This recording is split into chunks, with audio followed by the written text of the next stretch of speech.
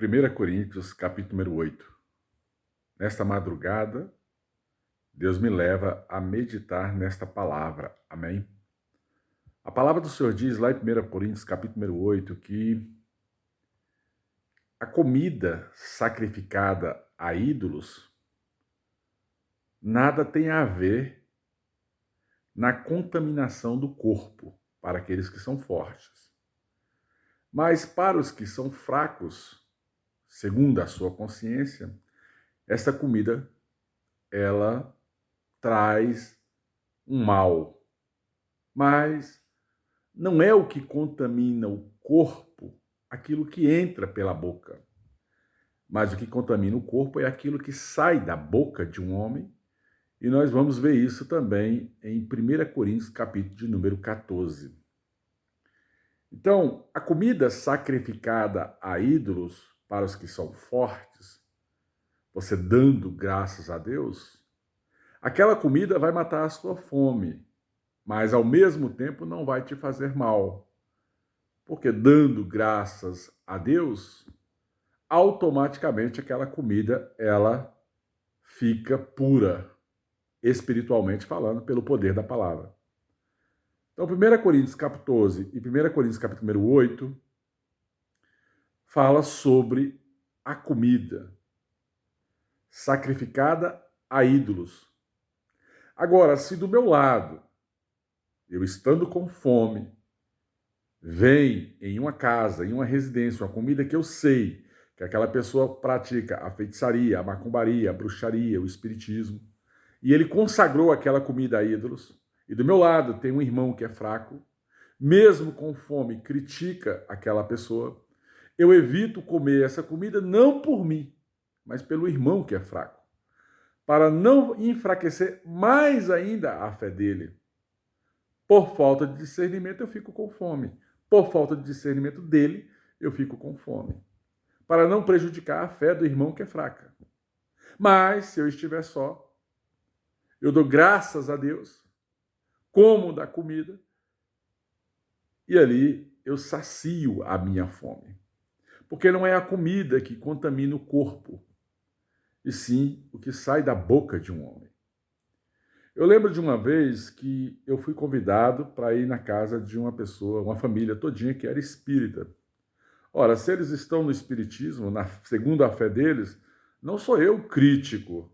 O que eu vou levar para eles é o conhecimento, que Jesus é o caminho, a verdade e a vida, e que os mortos não vêm até nós, mas nós vamos até os mortos.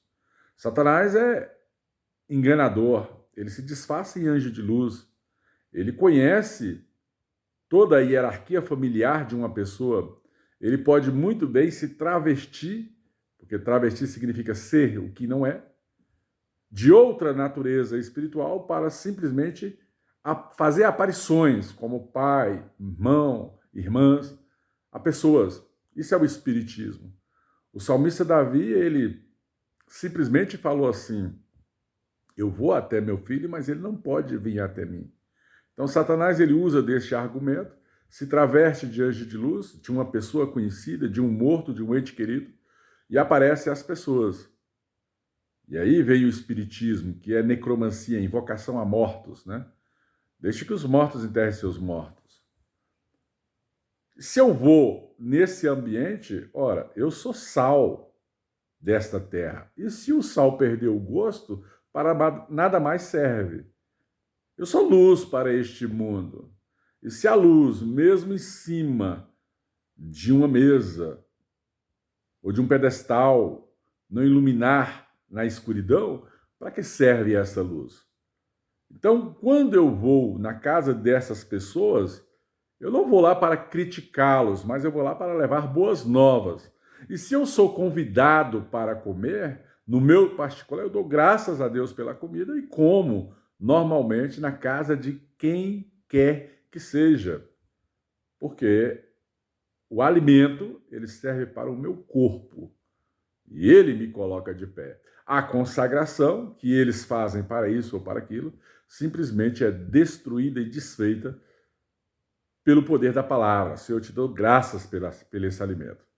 Então, amado, não é o que contamina o corpo sendo o alimento. O que contamina o corpo é aquilo que entra no coração de um homem como maldade e ele vai e solta nas suas palavras, palavras de maldição, palavras de confusão, palavras de fofoca. Amém? Essas palavras que saem da boca têm poder, tanto para abençoar como para amaldiçoar. E as pessoas, da mesma maneira que ela planta, ela sempre colhe. Então, o livro de 1 Coríntios, capítulo número 8 e capítulo número 14, fala sobre o alimento, né? Porque é como a bebida, né? O reino de Deus não é coisa de comida ou bebida, mas de justiça e paz. Em tudo tem que ter uma ordem de essência, em tudo tem que ter um domínio próprio, em tudo tem que ter um controle. A pessoa tem que ter autocontrole, domínio próprio de tudo aquilo que ela faz nesta terra.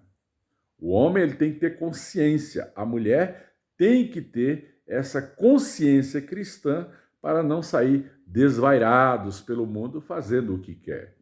Não, o domínio próprio é algo pessoal, você vai adquirindo no joelho, no conhecimento, segundo a Escritura Sagrada, segundo a leitura da palavra, e aí você vai indo, conhecendo e se aprofundando em conhecer. Eu confesso que em 25 anos que eu estou na presença de Deus, eu não sei tudo, mas o meu Deus sabe, o Espírito que está em mim, o Espírito Santo, ele vai simplesmente me direcionar, me ajudar, me capacitar. Mas eu vou morrer e não vou saber todas as coisas de Deus, os oráculos do Senhor, as profundidades do Todo-Poderoso. Não há como saber, amém? Tudo que vem de Deus. Na verdade, o que nós sabemos é o suficiente para sobrevivermos neste mundo. E sobreviver ensinando, né? A Bíblia fala que o povo perece por falta de conhecimento. Então, nós vamos ensinar o povo a se desviar do mal. E se desviar do mal é segundo a maldade do coração, é segundo aquilo que fala, é as contendas, é as fofocas, é as desavenças, é as intrigas. Amém? Às vezes eu falo por parábolas e a pessoa do outro lado não compreende, mas se eu falo uma, duas, três, quatro vezes, ela vai compreendendo aos poucos o que eu quero falar. E é o Espírito Santo quem vai se comunicando, quem vai dando a ciência, né? Então, amado, quando eu falo para você, seja na casa de quem for, quando se fala de separação, que Jesus Cristo não veio para juntar, mas para separar, ele está falando que uns estão em espírito e outros não estão em espírito. Uns estão pronunciando o seu nome e outros não pronunciam o seu nome. Mas isso não significa que a gente não possa conviver no mesmo ambiente, porque nós temos que ter essa ciência que pessoas que estão no mundo precisam de Jesus Cristo, precisam de salvação, porque ele é o único caminho, a única verdade e a única vida. Então eu não vou criticá-lo por causa de comida, eu não vou criticá-lo por causa da vida dele, dos pensamentos dele, por causa do coração dele. Eu não vou criticá-lo por causa ainda das mazelas espirituais, sexuais, familiares que ele tem. Simplesmente eu vou levar luz, conhecimento. E eu levando conhecimento, orando, ungindo, eu vou ajudando aos poucos essas pessoas a serem libertas pelo próprio Espírito Santo. Mas eu tenho que plantar. Outro pode regar. E Jesus Cristo vai dando crescimento. Mas nós temos que nos organizar na obra de Deus, entender esses mistérios e não sair fazendo críticas, julgando, sendo um fariseu, sendo ali um religioso sobre a vida daquela pessoa, né? Nós temos que ter sabedoria para passar a essas pessoas e elas aos poucos vão se consertando. A Bíblia fala: se Cristo vos libertar, verdadeiramente sereis livres. Então não é o pastor que liberta ninguém, não é o diácono, não é o obreiro, não é a pastora, não é o bispo, não é o apóstolo. Ninguém liberta ninguém. A Bíblia fala que quem liberta as pessoas é o próprio Senhor Jesus. Se Cristo vos libertar, verdadeiramente sereis livres. Agora, a pessoa sabendo disso, ela também tem que se esforçar para a libertação pessoal. Você vai dando conselho e a pessoa vai ter que se esforçar.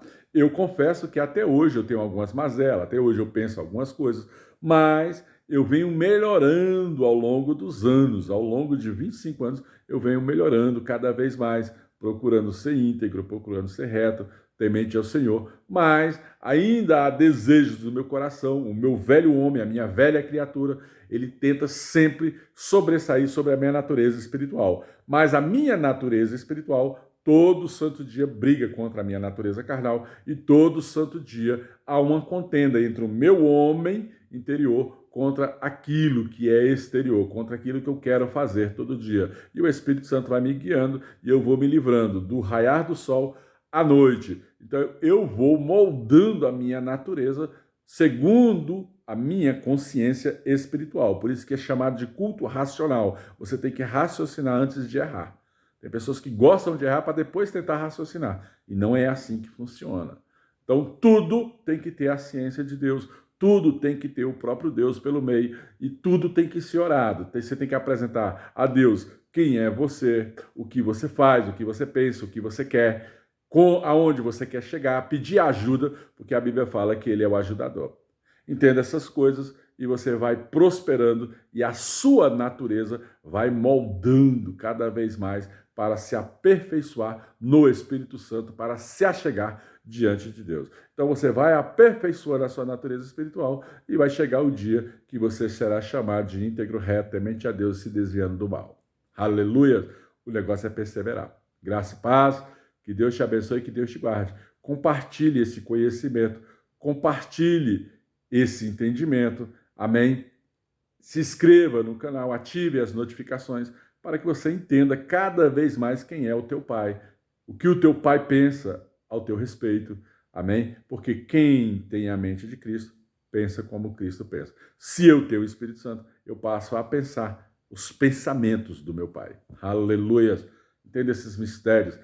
Eu gostaria de falar tanta coisa profunda aqui, mas tem coisas que eu tenho que aliviar, porque tem gente que ainda bebe do leite e não come de alimentos sólidos. Graça e paz, aleluia. Ou graça e paz, aleluias.